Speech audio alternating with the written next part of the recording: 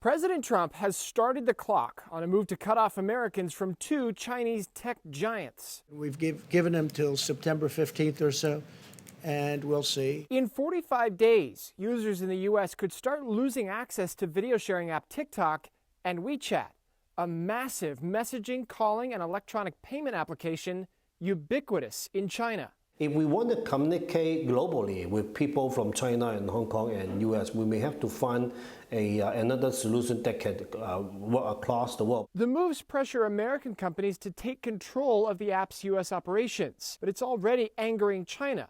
This political cartoon depicting President Trump as a bull in a china shop going viral across the mainland. And a foreign ministry spokesperson saying the U.S. is abusing its power, suppressing foreign companies, and calling it a hegemonic act. China has already banned several U.S. tech companies like Twitter, Facebook, and Google. Still, President Trump's decision threatens to isolate Americans who have ties to China and rely on WeChat. WeChat is everything. It has everything.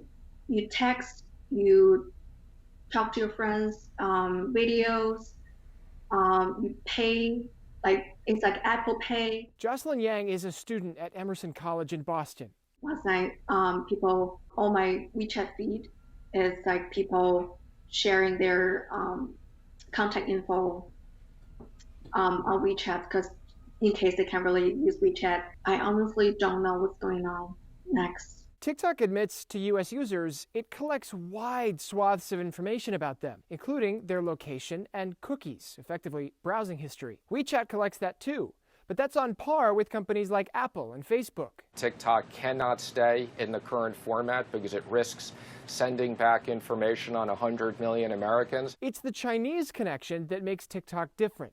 The White House skeptical of a company that's adamant it doesn't share information with the Chinese government. But in China, if the government requests it, private companies have to hand it over. In a statement responding to the executive order, TikTok said, "We have made clear that TikTok has never shared user data with the Chinese government nor censored content at its request." My parents talk about, are we going to write your letters?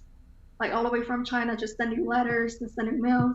For Yang, the escalation is part of a worsening pseudo-war that has her caught in the crossfire. I hope they can talk to each other peacefully, listen to each other.